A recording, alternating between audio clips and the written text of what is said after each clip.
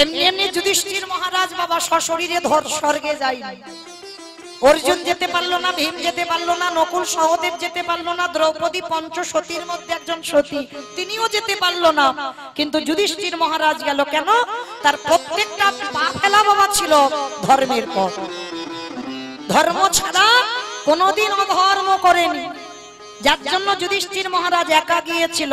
তাহলে এই জায়গাতে ভালো করে অনুভব করতে হবে, সে যদি তোমার বয়সে গুরুজন হয়, সে যত বড় শত্রু হোক, সকালবেলা তুমি একটা শুভ কাজে যাচ্ছ, যদি গুরুজন সামনে পড়ে যায়, শত্রু হলেও তার পদধূলাটা তোমার নিতে হবে।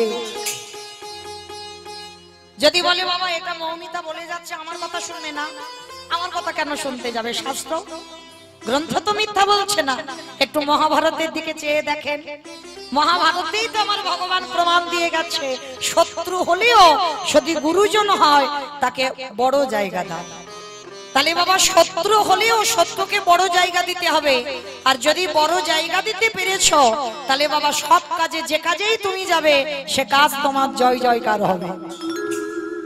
কিন্তু আমরা এমন অধার্মিক মানুষ, আমরা কেউ বিশ্বাস করি না এগুলো। কিন্তু দেখেন মহাভারতের দিকে তাকিয়ে, মহাভারতের যুধিষ্ঠির দ্বারা আমার ভগবান কৃষ্ণ সমাজকে শিক্ষা দিয়েছে। আর যারা মহাভারত জ্ঞানী বা মহাভারত পড়বেন বাবা, শুধু ওটা কিন্তু পড়ার বিষয় নয়, যদি কেউ হৃদয়ঙ্গ করতে পারে তার জীবনটা একেবারে বদলে যাবে। মহাভারত এমনই একটা বাবা জীব শিক্ষার জায়গা, সবটাই জীব শিক্ষা, কিন্তু অনুভব করতে হবে। তাহলে মহাভারতের শিক্ষাটা কবে দিয়েছিল? যেদিন বাবা মহাভারতে কুরুক্ষেত্রের মাঠে যুদ্ধ হবে, যুদ্ধের ঠিক প্রারম্ভে, প্রারম্ভে মানে আগের দিন ভগবান কৃষ্ণচন্দ্র ডাক দিয়েছিলেন যুধিষ্ঠির মহারাজকে, যুধিষ্ঠির দাদা, যুধিষ্ঠির দাদা, আর বিলম্ব করো না, তাড়াতাড়ি নাও, গুছিয়ে নাও, আমাদের সকাল হলে যেতে হবে ধর্মক্ষেত্রে, কুরুক্ষেত্রে। তা যুধিষ্ঠির সকাল সকাল কথাটা শুনে বলছে, কৃষ্ণ সকাল হলেই তোমরা যুদ্ধে রওনা দেব কুরুক্ষেত্রের মাঠ। কিন্তু কৃষ্ণ ক্ষণকাল বিলম্ব করবা, আমি কিছুক্ষণের জন্য আমি আমার বড় মার কাছে একটু যেতে চাই। যেই না বলেছে বড় মার কাছে যেতে চাই, ভগবান কৃষ্ণ চমকে উঠেছে। কি যুধিষ্ঠির দাদা, তুমি যাচ্ছ যুদ্ধে সকালবেলা, আর তুমি বড় মার কাছে আজকে রাত্রিবেলা কেন যেতে চাইছো? কৃষ্ণ, আমি বড় মার কাছে যাব তার একটাই কারণ, কারণ আমি যুদ্ধে যাব যদি আর ফিরে না আসি, ওই জন্য যুদ্ধে যাওয়ার আগে আমি একবার বড় মার পদধূলাটা নিতে চাই। যেই না বলেছে বড় মার পদধূলা নিতে চাই, ভগবান বললেন অসম্ভব। যে মেয়েটা জীবনে তোমার মঙ্গলে চাইলো না, যে মেয়েটা সারা জীবনে তোমার অমঙ্গলে চেয়েছে, যে 7 ঠাকুরের কাছে মানত করেছে কবে যুধিষ্ঠির মৃত্যু হবে, কবে পঞ্চ পাণ্ডব নিধন হবে, আর তুমি কিনা যুদ্ধে যাওয়ার আগে সেই মেয়েটাকে প্রণাম করবে। কৃষ্ণের কথা শুনে যুধিষ্ঠির মহারাজ হেসে উঠল। কৃষ্ণ, এইটা অন্য কেউ বললে আমি মানতাম, কিন্তু কৃষ্ণ তোর মুখে সাজে না ভালো। আমি জানি আমার বড় মা ভালো নয়, আমার বড় মা ঠাকুরের কাছে মানত করে কবে আমার মৃত্যু হবে, আমি জানি। তা কৃষ্ণ বলছে, জানো তো, আগে তাকে প্রণাম কেন করতে যাচ্ছ? সে তো তোমার মঙ্গল চাই না। কৃষ্ণ, আমার বড় মা আমার মঙ্গল চাই না, কিন্তু আমি তো এ জীবনে কোনোদিন আমার বড় মার খারাপ চাই। কারণ কেন ভুলে যাচ্ছ কৃষ্ণ? সে তো আমার বড় মা, আমার মায়ের থেকে আগে আমার বড় মার জায়গা, আমার মায়ের থেকে যিনি বড়। তাহলে যুদ্ধে যাওয়ার আগে যদি আমার বড় মাকে প্রণাম না করি, কৃষ্ণ আমি কোনো দিন তো শুভ কাজে গিয়ে জয়লাভ করতে পারবো না। ভগবান বলে উঠলেন, বেশ, তবে শোনো, যাচ্ছ যাও, তবে কিন্তু দেরি করবে না, কেমন? প্রণাম করেই তুমি চলে আসবে। যুধিষ্ঠির মহারাজ বলে উঠলেন, বেশ। তার যুধিষ্ঠির মহারাজ যেই না কৃষ্ণের কাছ থেকে আজ্ঞা নিয়ে আজকের বড় মাকে প্রণাম করতে যাচ্ছে। আর বড় মা তখন কোথায় জানো? রাতের অন্ধকারে জানালা দরজা সব বন্ধ করে, ভাবেন মায়েরা একটা ছেলের মা নয়, 100 ছেলের মা। সেই 100 ছেলের মা বসে বসে কাঁদছে আর বলছে, কৃষ্ণ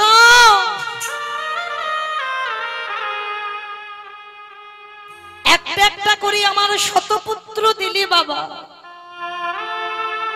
কিন্তু তার মধ্যে কি আমার একটা ছেলেকে তুই পারলি না কৃষ্ণ ভক্ত করতে?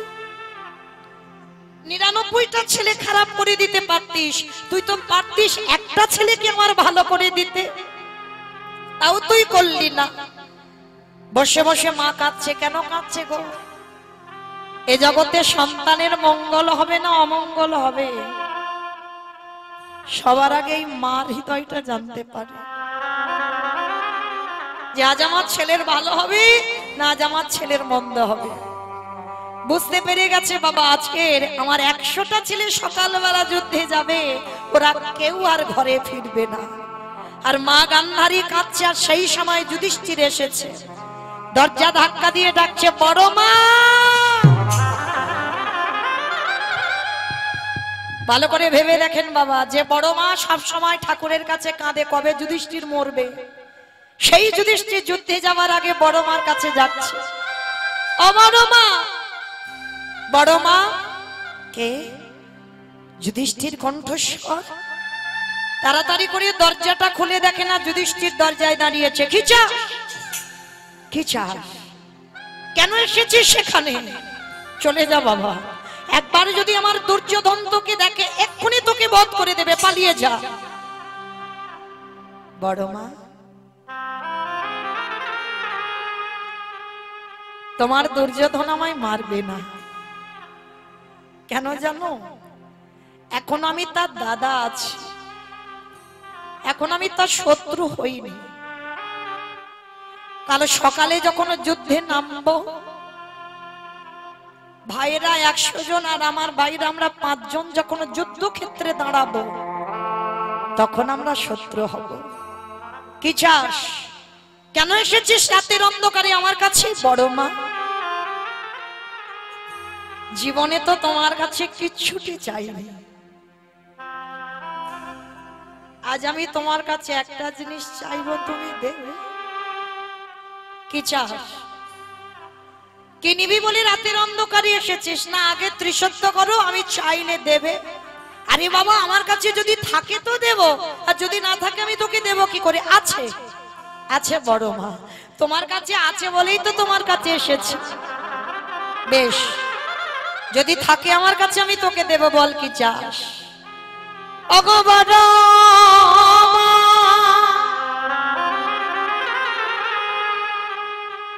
তুমি আগে মা,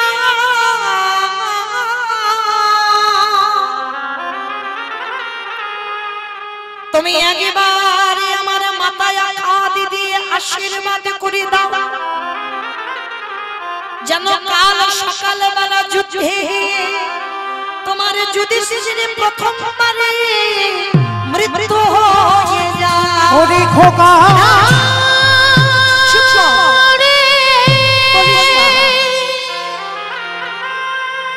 তুই এমনই করি বলিস না, পারবো না।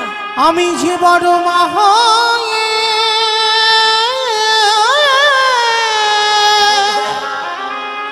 সহিতে পারিব না। চমকে উঠল গান্ধারী, অসম্ভব। আমি মা হয়ে তোর মাথায় হাত দিয়ে বলবো যেন কাল যুদ্ধে তোর মৃত্যু হোক? খোকা, বড় মা, আজ কেন তুমি ভেঙে পড়ছো? বড় মা, তুমি তো প্রতিদিন ঠাকুরের কাছে কেঁদে কেঁদে বলো কবে আমার যুধিষ্ঠির মৃত্যু হবে, তাহলে আজকের কেন আমি নিজে থেকে চাইছি তুমি দিতে পারছো না? গান্ধারী বলল খোকারে, দেখেন শত্রু কোথায় দুর্বল হয়ে যায়। যে গান্ধারী সারা জীবন অমঙ্গল চেয়েছে সেই গান্ধারীর কথা দেখো। আজ যুধিষ্ঠিরকে বুকে ধরে বলল খোকারে, যে বড় মা জীবনে তোর ভালো চাইল না, যে বড় মা ঠাকুরের কাছে মানত করেছে, কবে যুধিষ্ঠিরের মৃত্যু হয়ে যাবে, সেই বড় মা জীবনে প্রথমবারে তোর মাথায় হাত দিয়ে আশীর্বাদ করে দিল। কি আশীর্বাদ দিলে বড় মা? শোন, ওরে যথা ধর্ম, ওরে যথা জয় রে, ওরে অধরে মেরো,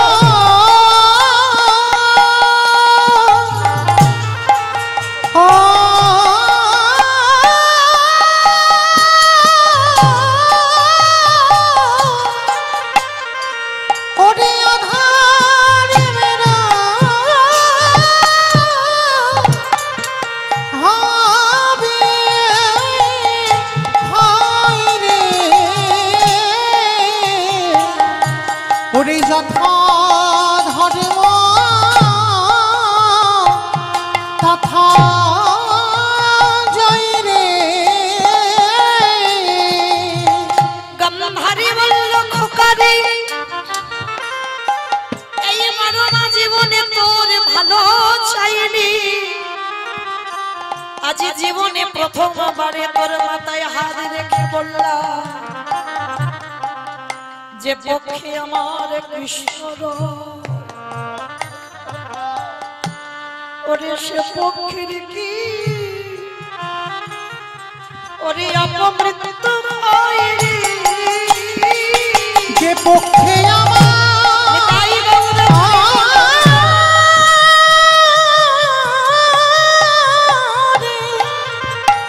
ওরে যে পক্ষে আমার কৃষ্ণ রায় রে, সেই পক্ষের কি মৃত্যু হয় রে। দুর্যোধন পিছন থেকে এসে বলছে, মা তুমি করলে কি? তুমি তোমার ছেলে মনে করে শত্রুকে আশীর্বাদ দিলে।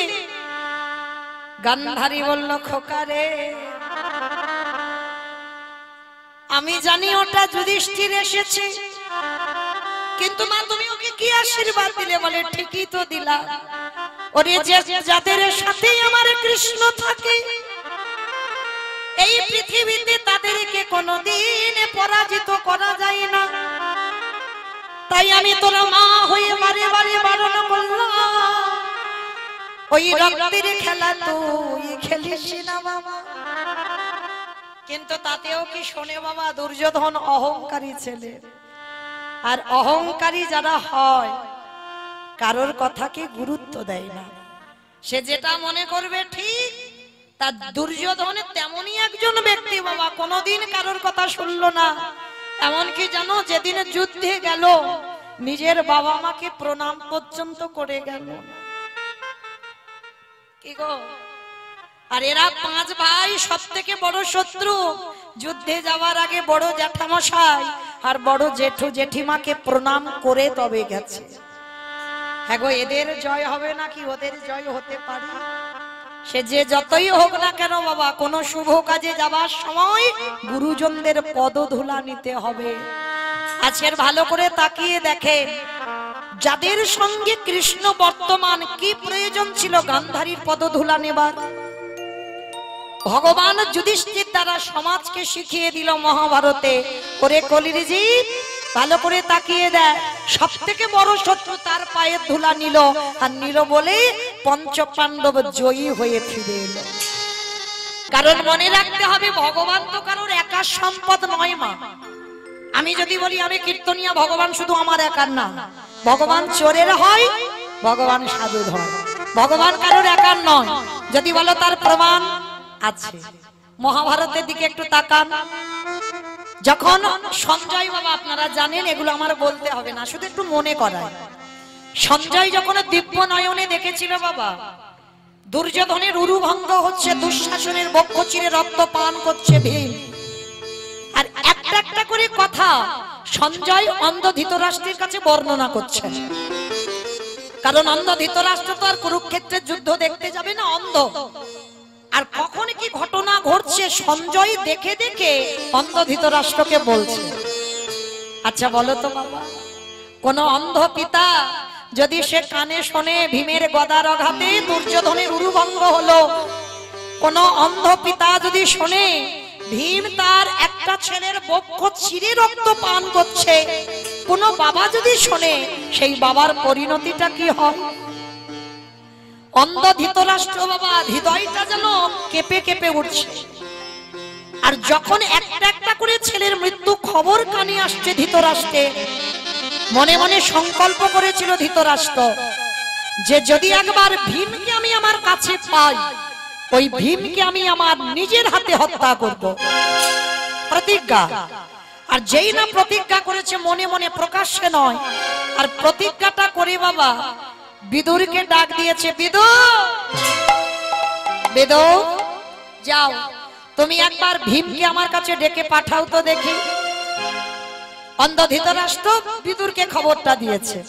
আর বিদুর যেই না পঞ্চ পাণ্ডবকে বাবা খবরটা দিল, পঞ্চ পাণ্ডব ছুটতে ছুটতে যেই না জ্যাঠামশাই খবর দিয়েছে, আর অন্য কোনো চিন্তা ভাবনা, অন্য কোনো কাজ নয়, ছুটে এসেছে জ্যাঠামশাইয়ের কাছে। আর এসেই বাবা প্রথমে যুধিষ্ঠির প্রণাম করেছে। প্রণাম করতে অন্ধ ধৃতরাষ্ট্র যুধিষ্ঠির সর্বগায়ে হাত বুলিয়ে দেখছে বাবা যুধিষ্ঠির ওটা ভীম নয়। অন্ধ ধৃতরাষ্ট্র বলে উঠলেন, যুধিষ্ঠির আমি তো তোমাকে আসতে বলিনি, আমি আমার ভীমকে ডেকেছি, ভীমকে আমার কাছে পাঠাও। আর যেই না বলেছে ভীমকে পাঠাও, তো পাশে দাঁড়িয়েছিল বাবা ভীম, সবে একটা পা তুলেছে জ্যাঠামশাইয়ের কাছে যাবে, আর যেই না পা তুলেছে ভগবান ভীমকে নিয়ে আবার ঠেলা দিয়ে সরিয়ে দিয়ে বাবা একটা ভীম দাঁড় করিয়েছে ধৃতরাষ্ট্রের সামনে। এইবার মজার ব্যাপারটা দেখো, আর যেই না ভীমকে দাঁড় কালালো, ধৃতরাষ্ট্র এমন করে খোকা বলে বুকে জড়িয়ে ধরেছে বাবা ধুলোর মতো গুঁড়ো হয়ে গেছে। অন্ধ ধৃতরাষ্ট্রের শরীরে বাবা একটু আদ্রু বল নয়, হাজার হাতির বল, হাজার হাজার হাতির বল আছে ধৃতরাষ্ট্রের শরীরে বাবা। যদি চোখ দুটো থাকতো, কিন্তু ওই যে চোখ দুটো কেড়ে নিয়েছে, বল দিয়েছে, বল দিলে কি হবে, চোখ নেই তো। আর অন্ধ ব্যক্তি বাবা কি করতে পারে, কিছু করতে পারবে, পারবে না তো। কিন্তু যখনই ভীমকে এত রাগ হয়েছে ধৃতরাষ্ট্রে, বুকে চেপে ধরে বাবা ভীমকে ধুলোর মতো গুঁড়ো করে দিয়েছে। আর যেই না ভীম ধুলোর মতো গুঁড়ো হয়ে গেছে, এইবার অন্ধ ধৃতরাষ্ট্র কেঁদে উঠলো। কেন কেঁদে উঠলো বাবা? দেখবেন কোন কোন ব্যক্তি আছে বাবা রাগের মাথায় অনেক ভুল কাজ করে ফেলে। ওই জন্য সবাইকে বলবো, যে কোনো কর্ম করবে বাবা কর্মের আগে 10 বার ভাববে, 10 বার ভাবার পর তারপরেই একটা কাজ করবে। হঠকারিতা হঠাৎ করে একটা কাজ করব না, 10 বার তাকে সুযোগ দাও, 10 বার তাকে ক্ষমা করো, ক্ষমা করার পরে তারপরে তুমি একটা সিদ্ধান্ত নাও। তো অন্ধ ধৃতরাষ্ট্র বাবা যেই না বুকে চেপে ধরে, হঠাৎ করে তো রাগ হয়ে গেছে, মানে ভীমের গলার আঘাতে দুর্যোধনের উরুভঙ্গ হয়েছে, ভীম দুঃশাসনের মেরেছে, আর সেই পুত্র শোকের দাবানল জ্বলছে ধৃতরাষ্ট্রের শরীরে। আর একেবারে এমন করে চেপে দিয়েছে ভীম ধুলো হয়ে গেছে। আর যেই ভীম মরে গেছে বাবা, অমনি ধৃতরাষ্ট্র কেঁদে উঠলো। আর ভগবান বাবা যেন জেনেও না জানার ভান করছে, জ্যাঠামশাইয়ের কাছে এসে মাথায় হাত দিয়ে বলছে, অজেঠু কি হলো, কাঁদছো কেন? ওরে কৃষ্ণ রে, আমি ভুল করলাম, আমি অন্যায় করলাম, তুই আমায় ক্ষমা করে দে বাবা। বিশ্বাস কর, আমি ভীমকে মারতে চাইনি, রাগের মাথায় যখন শুনলাম আমার ছেলেদের ওই মেরেছে, রাগের মাথায় আমি রাগ সামলাতে পারিনি, রাগের মাথায় ওকে চেপে ধরে মেরে দিয়েছে। ওরে কৃষ্ণ রে, আমি অপরাধী অপরাধী, আমি পিতা সম হয়ে পুত্রকে নিজের হাতে হত্যা করলাম, তুই আমায় ক্ষমা করে দে। ভগবান দাঁড়িয়ে দাঁড়িয়ে খিলখিল করে হাসছে। ধৃতরাষ্ট্র বলছে, কৃষ্ণ তুই হাসছিস? বলে, জেঠু, যদি কোনো ব্যক্তি অপরাধ করে, যদি পরক্ষণে সে নিজে নিজে অনুতপ্ত হয় যে কর্মটা করলাম ঠিকই নয়, যে কাজটা করলাম আমি ভুল করেছি, যদি বাবা নিজে অনুতপ্ত হও, ভগবানের কাছে জানাও, ঠাকুর আমার ভুল হয়েছে কাজটা করে, আর এটা যদি তোমার মধ্যে থাকে, ভগবান বলছে তাকে পাপী বলে গণ্য করা হবে না। সে যত অন্যায় করুক ক্ষমা করে দেওয়া হবে। তা ধৃতরাষ্ট্র তো অন্যায় করেছে, করে বাবা নিজে অনুতপ্ত, আর ভগবান হাসছে আর বলছে, অজেঠু, জেঠু গো, তুমি তো ভীমকে মারোনি। বলে, না কৃষ্ণ, আমি ওকে বুকে চেপে ধরে মেরে দিয়েছি। বলে, অত সোজা নয়। ওগো জ্যাঠামশাই, এই জগতের সংসার মাঝি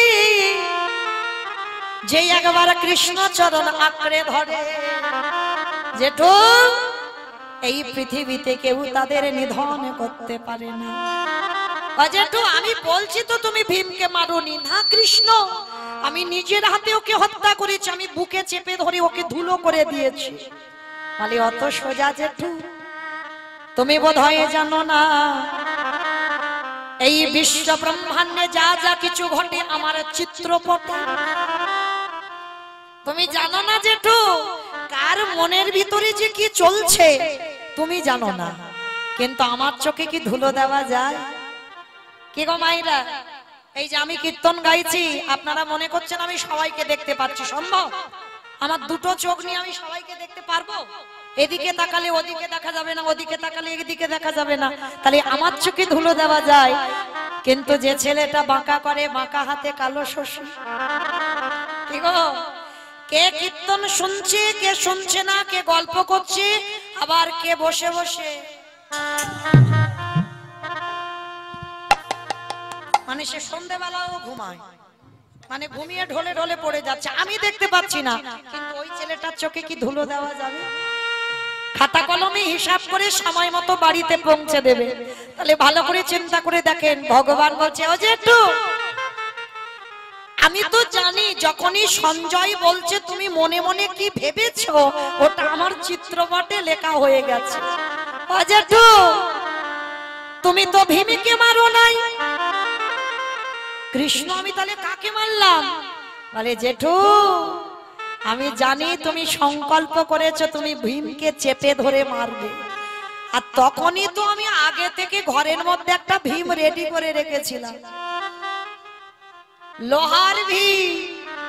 ও জেঠু, তুমি যাকে বুকে চেপে ধরে মেরেছো ওটা আসল ভীম নয়, ওটা লোহার ভীম। কৃষ্ণ, তুই কি বলছিস? বলে, না, দেখবে ভীমকে দেখাবো। কই দেখা, এইবার আসল ভীমকে দাঁড় করিয়েছে। এবার তো আর রাগ নেই, ক্রোধ নেই, সে তো জানে ধৃতরাষ্ট্র আমার ছেলেগুলো ভালো নয়, ওদের পতন হবে, কারণ গান্ধারীর আশীর্বাদ দেওয়া আছে, ধর্মের জয় হবে, অধর্মের ক্ষয় হবে। অন্ধ ধৃতরাষ্ট্র রাগের মাথায় করে ফেলেছে। এইবারে ভীমের মাথায় কাঁধে বুলাইয়ে কাঁদে আরে বলে, খোকারে, পারিস যদি আমায় ক্ষমা করিস বাবা। জেঠু, তুমি আমার পিতার সমান, আমরা যে 5 জনে তোমাকে পিতার জায়গায় রেখেছি, তুমি ক্ষমা চাইবে। সেই অন্ধ ধৃতরাষ্ট্র একটা নয়, দুটো নয়, 100 সন্তান নিধন। শেষে অন্ধ ধৃতরাষ্ট্রকে কে খেতে দিত জানো? যুধিষ্ঠির। ভালো করে ভেবে দেখেন বাবা, আজকের যার 100টা ছেলে ছিল আর একটা ছেলে মুখে ভাত দেওয়ার মতো কেউ নেই, 5 জনের অন্নে প্রতিপালিত হতে হচ্ছে, যুধিষ্ঠির অন্নে প্রতিপালিত হচ্ছে। তার যুধিষ্ঠির অন্ন দিতে গেছে একদিন জ্যাঠামশাইকে, প্রতিদিন নিজের হাতে খেতে দিতে যায়।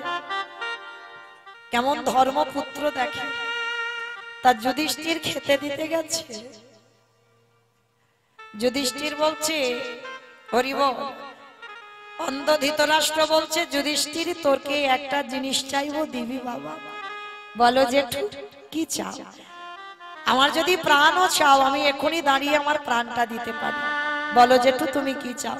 না না বাবা তোর প্রাণ আমি চাই না। খোকা রে একেবারে কৃপা করে করুণা করে তোদের সাথে যে আমার কৃষ্ণ থাকে একেবারে তাকে আমার কাছে এনে দেখা। ও মানে তখন তার ধৃতরাষ্ট্র গান্ধারী দুজন বেঁচে আছে আর কেউ নেই। ঠিক আছে জেঠু তুমি দাঁড়াও সকালবেলা কৃষ্ণকে বলবো। কৃষ্ণ তো বলতে হয়নি বাবা বলার আগে এসে রেডি হয়ে দাঁড়িয়ে আছে। জেঠু পঞ্চ পাণ্ডবরা জেঠু বলে ডাকতো বলে কৃষ্ণ জেঠু বলে ডাকতো। ও জেঠু শুনলাম তুমি নাকি আমায় খবর পাঠিয়েছো আমাকে ডেকেছো বলো কি হয়েছে? কৃষ্ণ তোর কাছে একটা জিনিস চাইবো দিবি বাবা? কি গো যখন মানুষের 100টা ছেলে ছিল কত শক্তি ছিল আর আজকে সব হারিয়ে বসে আছে।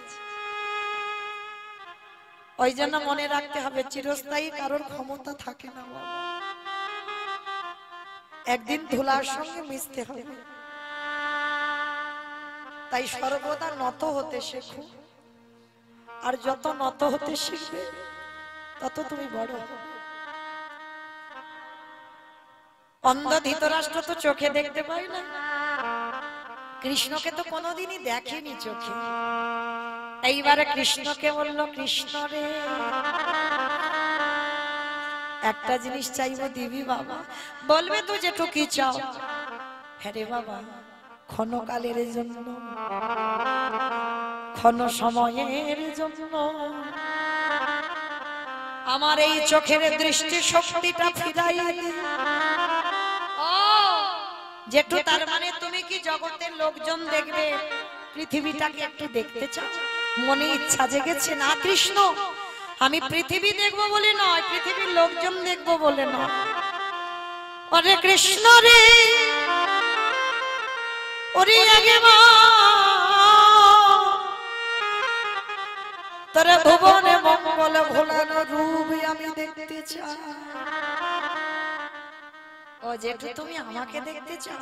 ঠিক আছে ভগবান করুণার হাত নিয়ে যেই না ধৃতরাষ্ট্রের চোখে বুলাই দিয়েছে সঙ্গে সঙ্গে দৃষ্টি শক্তি ফিরে পেল।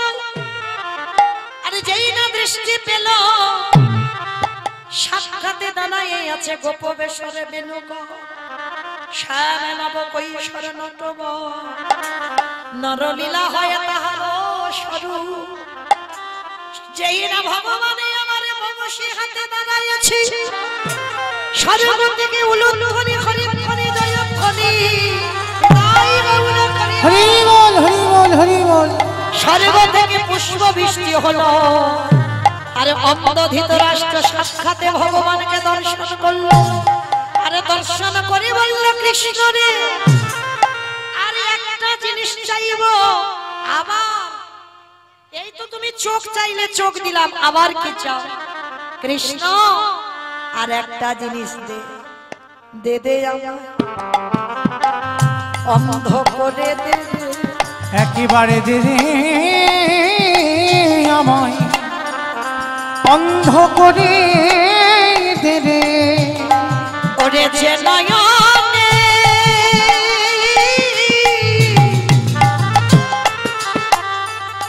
যে নয়নে একবার কৃষ্ণ রূপ বলি দে রে অন্ধ করে দে রে। সবে তো তুমি চোখ নিলে আবার বলছো অন্ধ হবে কেন? কৃষ্ণ রে এই পাবে নয়নে যদি কেউ একবার কৃষ্ণ রূপ দেখে ফেলে এই জগতে তাকে আর কিছু দেখতে ভালো লাগে না। এই পাপ নয়নে একেবারে গোবিন্দ যদি দর্শন হয়, এই জগতে আর তাকে কিছু দেখতে পাই না। তাই কৃষ্ণ রে, আমি আজ থেকে যখন তোর রূপ দেখলাম, আমি বনবাসে চলে যাব। যতদিন দেখে প্রাণ থাকবে, ওরে কৃষ্ণ রে, আমি তোর চরণ দুখানা হৃদয় ধরে আমি শেষের দিনে পর্যন্ত তোর নামে যেন আমি গাইতে আমি আর তো কিছু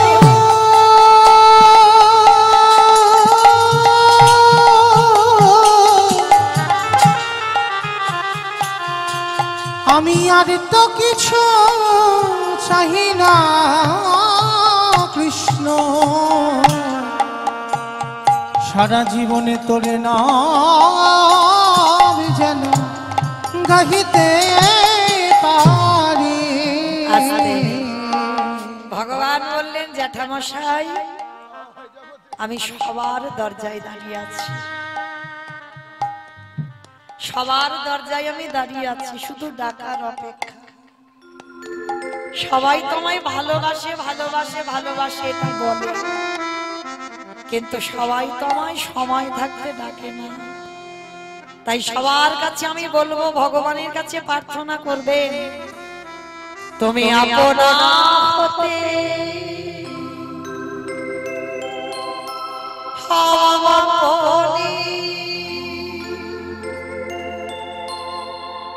দেখবে মা, আজকের আমাদের কাছে সব আছে তাই কিছু মনে হয় না, কিন্তু যেদিন কেউ থাকবে না, যারে কেহ না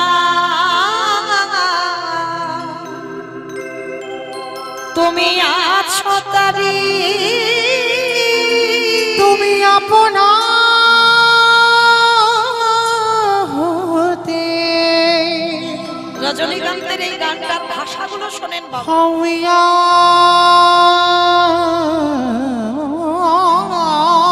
আপনার যেদিন আমার কেউ থাকবে না, যারে কেহ নাই তুমি আছো তারে, সবই মিছে কথা ভাবিছ যে ব্যথা, সব মিছে কথা ভাবিছ যে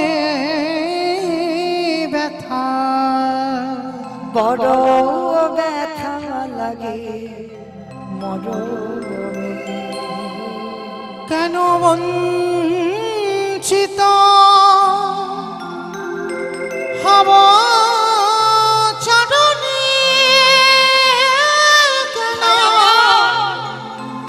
বঞ্চিত হব চরণে,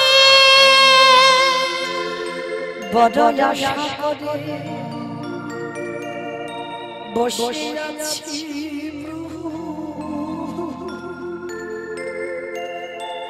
জীবনে না আমি বড়ই আশা করে যদি আমার জীবন কালে দেখা না দাও, বসে আছে পাব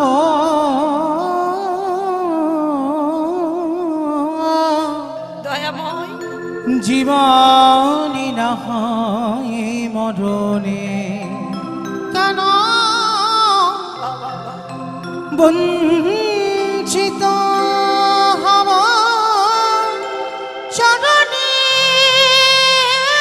কেন বঞ্চিত হব চরণে, পথের ধুলায় আমি অন্ধ দেখেছি হিয়া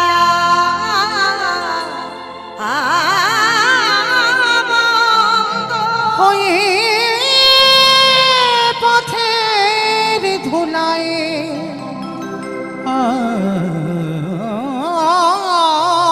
অন্ধ আমি দেখিব কি খেয়া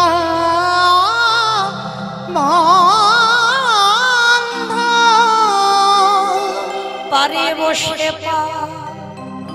কত বলে পারে বসে কত বলে পাপি কেন ডাকো দিন সজনে কেন বঞ্চিত হব চরণে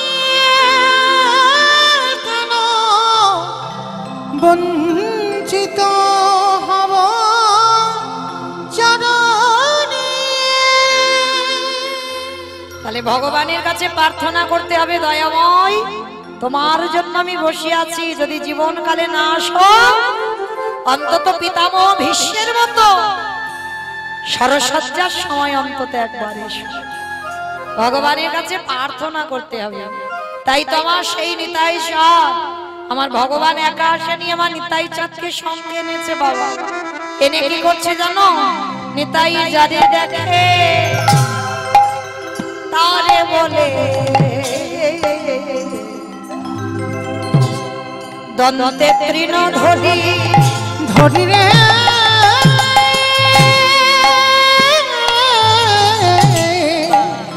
নিতাই যারে দেখে তারে বলে আজ দন্তে তৃণ ধরি রে। আস্তে মেয়েরা তৃণ মানে কি গো? খড় খড় তৃণ মানে নাকি খড়? ঘাস। বেশ, তৃণ মানে ঘাস। নিতাই চাঁদ দাঁতে ঘাস নিয়েছে বাবা। কিরকম একটা পদাবলীটা শুনতে লাগছে না?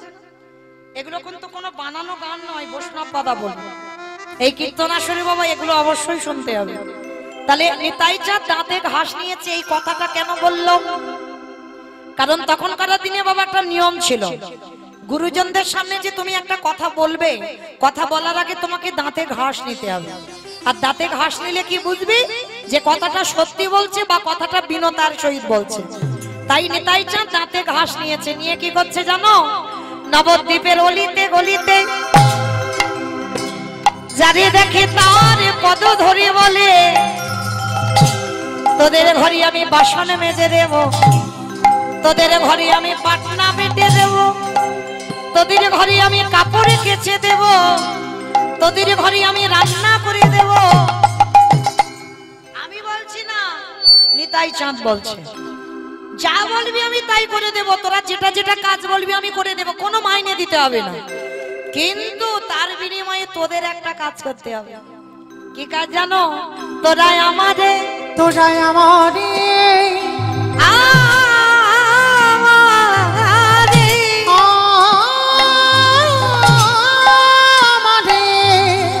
কিনে গেল,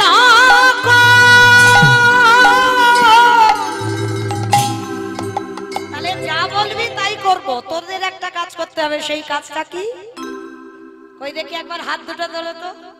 এই কাজটা করতে বললো নিতাই চাঁদ। একবার বলো গৌর হরি নিতাই গৌর হরি,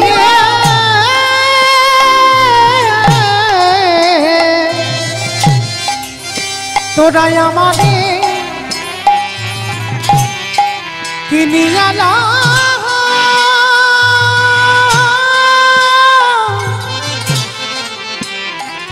একেবারে বলো গৌর হরি হরি।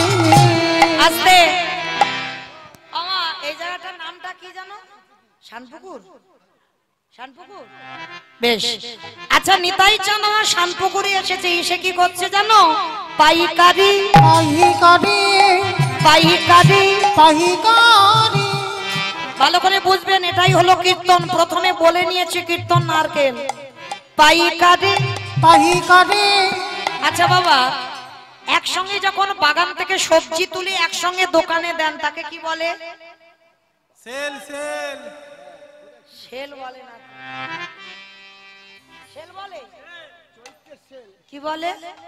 পাইকারি। বেশ, পাইকারি বলে। আর এরা বলে চৈত্র মাস চলছে তো বলছে সেল। না, যখন সবজি একসঙ্গে দোকানে দেওয়া হয় তাকে পাইকারি দেওয়া বলে। তা নিতাই চাঁদ হরিনামের ডালাটা নিয়ে অন্য গ্রামে নয়, শানপুকুরে এসেছে। এই দাদা ভাইয়ের বাড়িতে এসে কি করছে জানো? পাইকারি পাইকারি পাইকারি পাইকারি মানে একসঙ্গে দিচ্ছে শানপুকুরে, এটা হচ্ছে পাইকারি দেওয়া। আরো একটা মানে হচ্ছে, একটু ভাবেন, পাইকারি আমি পাইকারি পাইকারি আমি পাইকারি বলি পাইকারি পাইকারি বলি পাইকারি পাইকারি মানে পাইকারি একসঙ্গে দেওয়া হচ্ছে। আর পাইকারে মানে হরিনামটা যে দেব, শানপুকুরে গোটা ঘুরে ঘুরে বেড়াচ্ছে নিতাই চাঁদ হরিনামটা নিয়ে, লোক পাচ্ছে না। শেষে বাবা নিতাই চাঁদ বিরক্ত হয়ে এক জায়গা ঢেলে দিয়েছে। কোথায় জানো? দোকানে দোকানে দোকানে এই দোকানে পানের দোকান, ফুচকা দোকান, মুদিখানা দোকান, স্টেনারি দোকান। মা কোন দোকানে দিল? আইসক্রিম দোকান। ও মা, আইসক্রিম দোকানে দিল? কোন দোকানে দিল? হ্যাঁ, বাহ, কীর্তন বোঝে। দোকানে এই দোকানে এই দোকানে এই দোকানে যারা দোকান খুলে বসে আছে, হরিনাম দিল দোকানে, যারা দোকান খুলে বসে আছে নাম দিল দোকানে। এত বলি নিতাই চাঁদ ঘুমে গড়ি যায় যাই রে এত বলি নিতাই চাঁদ আজ ভূমে গড়ি যাই না। ওগো সোনারো আহা সোনার পর্বত যেন ধুলাতে লুটায় লুটা। আহা সোনার পার কত যেন ধুলাতে লুটাই তোরা কে কি নিবি? তোরা কে কি নিবি? আবারও দুটো মানে হচ্ছে, কে কি নিবি? তোরা কে কি নিবি? তোরা কে কি মানে কে কিনবি, কে কি নিবি? তোরা কে কি নিবি? বলি গোলকের অমল নাথ, তোরা কে কি নিবি? নিতাই দারে দারে বিলাইছে, নিতাই দাঁড়ি দাঁড়ি বিলাইছে, নিতাই দারে দারে বিলাইছে, নিতাই দাঁড়ি দাঁড়ি বিলাইছে, বলি মধুমাখা কৃষ্ণ না দাঁড়ি দাঁড়ি বিলাইছে, বলি আমার আমার দয়াল নিতা, দাঁড়ি দাঁড়ি বিলাইছে, বলি আমার আমার দয়াল নিতা, দাঁড়ি দাঁড়ি বিলাইছে, বলি আমার আমার দয়াল নিতাই, দাঁড়ি দাঁড়ি বিলাইছে, আমার আমার দয়াল, দাঁড়ি দাঁড়ি বিলাইছে, আমার আমার দয়াল নিতাই, দাঁড়ি দাঁড়ি বিলাইছে, দাঁড়ি দাঁড়ি বিলাইছে। আহা সোনার পার বত যেন আজি ধুলাতে লুটাই, ধুলাতে লুটাই। হেন অবতারে যার রতি না জন্মিল, যারে রতি না জন্মিল, দাসিল অচন বলে সেই পাপী, শুধু এলো আর গেল। এলো নিতাই গৌর হরি বল, হরি বল, হরি বল। এলো দাস লোচন বলে সে পাপি, এলো গেল রে লোচন বলে সেই পাপি, এলো গেল রে লোচন বলে সেই পাপি, এলো গেল রে দাস লোচন বলে সেই পাপি। রাধে চলেন এবার সবাই। আমরা যাব একটু বৃন্দাবন। তো মায়েরা সবাই যখন ছিলাম, এবার আমরা একটু আস্বাদন করব বিষয়।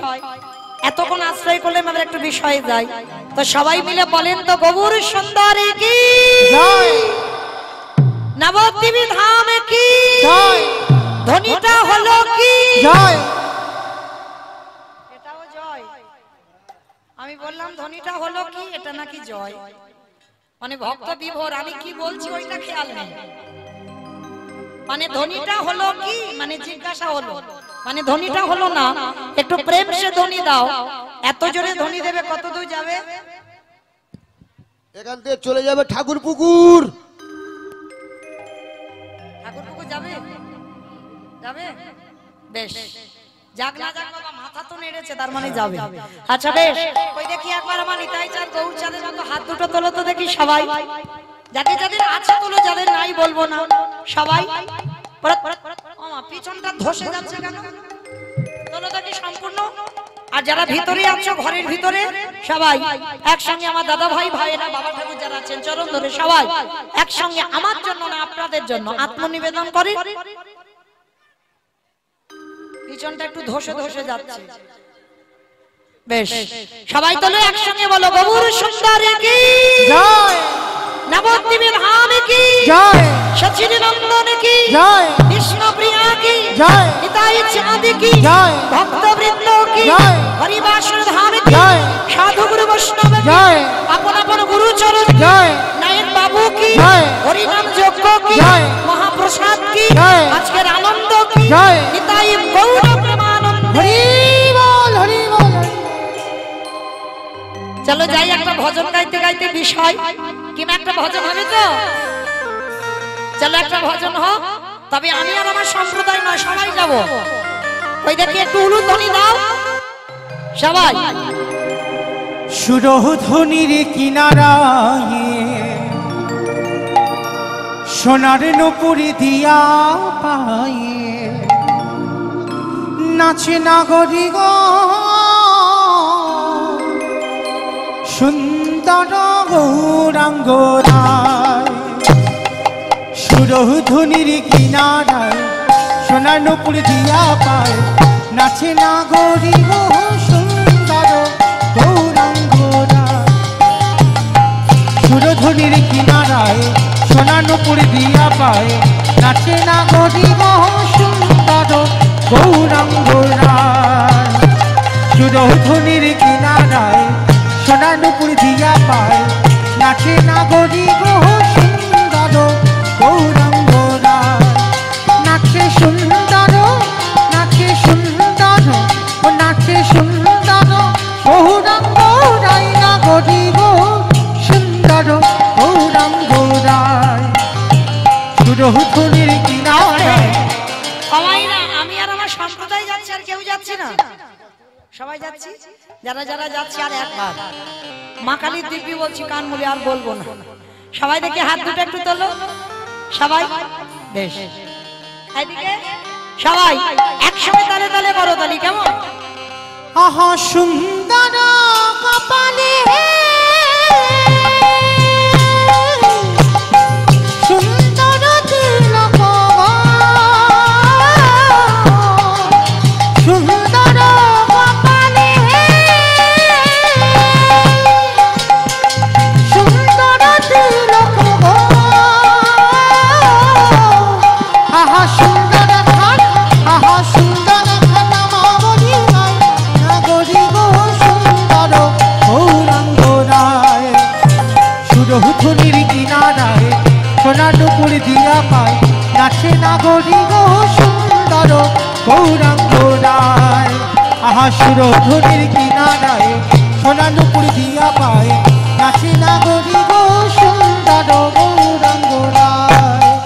বলো রাধে রাধে রাধে রাধে জয় শ্রী রাধে। রাধে রাধে রাধে রাধে জয় জয় শ্রী রাধে। রাধে রাধে রাধে। দূর হচ্ছে না, কেউ হাত তোলে না। ওই হাতগুলো তোলে দেখি সবাই, প্রত্যেকে দেখবে, বলো ভালো লাগবে। সবাই একসঙ্গে সকাল থেকে যারা আমরা জপের মালাতে কৃষ্ণ নাম করেছি, জানা হবে একবার রাধারানীর নাম উচ্চারণ করলে বাবা সারা দিনে জগতে অপরাধ করেছি রাধা শব্দতে অপরাধ খণ্ড। সবাই প্রত্যেকে বদনে বলবে কেমন? রাধে রাধে রাধে রাধে জয় জয় শ্রী রাধে। बोलो राधे राधे राधे राधे जय जय श्री राधे। वृषभानु दुलारी राधे राधे राधे श्यामा प्यारी राधे राधे राधे श्यामा प्यारी राधे राधे राधे राधे राधे राधे जय जय श्री राधे। बोलो राधे राधे राधे राधे जय जय श्री राधे। जय जय राधे राधे राधे राधे वृंदावन रे राधे राधे गोवर्धन रे राधे राधे निधुवन रे राधे राधे बोली बोली रे राधे राधे गान बोली रे राधे राधे गान बोली रे राधे राधे वर्षा रे राधे राधे राधा कुंड रे राधे राधे श्याम कुंड रे राधे राधे सच्चे बोलो राधे राधे सच्चे बोलो राधे राधे राधे राधे जय जय श्री राधे। इताई राधे राधे राधे राधे जय जय श्री।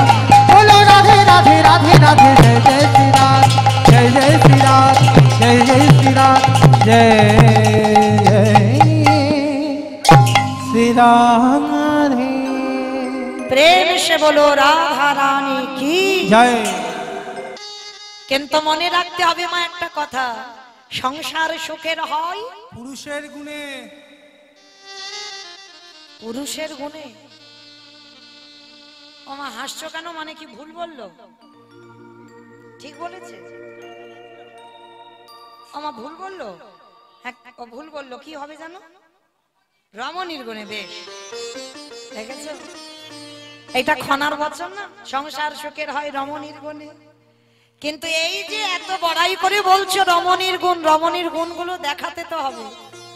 কি বাবা, একটা পরিবার, কৃষ্ণ ভক্তের পরিবার কিন্তু কোনো পুরুষ পারবে না, একটা নারী পারবে। নারী হচ্ছে সংসারের শক্তি, আর ঘরের নারী যদি ঠিক হয় সে সংসারটাকে বাবা কৃষ্ণ ভক্তের পরিবার হতেই হবে। আর নারী যদি বাবা নড়বড় করে বাবা, সে পরিবার জীবনে কোনোদিন কৃষ্ণ ভক্তের সংসার হবে। যদি বলো কেন, এই যে আমি কথাগুলো বলবো মা একটু মন দিয়ে শুনবে কেমন? একটা নারী কি না করতে পারে, এই নারীকে বাবা কেউ দুর্বল মনে করো না। এরা রাখলে রাখতে পারে, মারলে মারতে পারে। নারী সাধনার, নারী ভজনের, নারী আরাধনার। নারী শুধু ভোগের সম্পদ নয়। কেউ যদি মনে করে বাবা নারী ভোগের, ও তার কাছে ভোগের সম্পদ হয়। কিন্তু নারী সাধনা করতে হয়, নারী ভজন করতে হয়। করেছিল বাবা দেখেন চণ্ডী ঠাকুর, রামীর চরণ ভজন করে পেয়ে গেল গোবিন্দ চরণ। বিল্লমঙ্গল করেছিল বাবা চিন্তামণি, একজন পতিতা নারীর চরণ সেবা। বাবা শ্রাদ্ধে বসেছে, সে চিন্তামণি ছাড়া কিছু জানে না। কেন? চিন্তামণির চরণে আত্ম নিবেদন করে দিয়েছিল, আর সেই চিন্তামণির চরণ সেবা করে গোবিন্দ চরণ পেয়েছে। ভালো করে ভাবেন, তারা যদি সত্যি খারাপ মানুষ হবে তবে বাবা ওদের প্রেম তো আর এই সমাজের প্রেম নয়। কি গো, সমাজের প্রেম যদি হতো বাবা তাহলে ভগবান কত আর ধরায় নামবে, তাই না? এদের প্রেমটা আমার রাধা গোবিন্দের প্রেম যেমন আত্রেন্দ্রিয় প্রীতিবাঞ্ছা তারি বলে কাম, কৃষ্ণেন্দ্রিয় প্রীতিবাঞ্ছা ধরে প্রেমও না। যদি নিজেদের জন্য ভালোবাসা হয়, নিজেদের সুখের জন্য ভালোবাসা হয়, সে ভালোবাসা বাবা কোনোদিন চিরস্থায়ী হয় না। কিন্তু যদি কৃষ্ণের সুখের জন্য প্রেম হয়, কৃষ্ণ ভালো থাকবে তার জন্য যদি ভালোবাসা হয়, সেটা চিরস্থায়ী থাকে। তাই এদের প্রেমটা ছিল তেমন, যার জন্য তো বাবা এরা গোবিন্দ চরণ পেয়ে গেল। দেখেন বাবা জয়দেব গোস্বামী মা পদ্মাবতীর চরণ সেবা করে পেয়ে গেল গোবিন্দ চরণ। তাহলে ভুরি ভুরি প্রমাণ আছে। তাহলে নারী যদি ঠিক ঠিক সাধনা করা যায়, ওই নারীর চরণ সেবা করে পাওয়া যায় গোবিন্দ চরণ।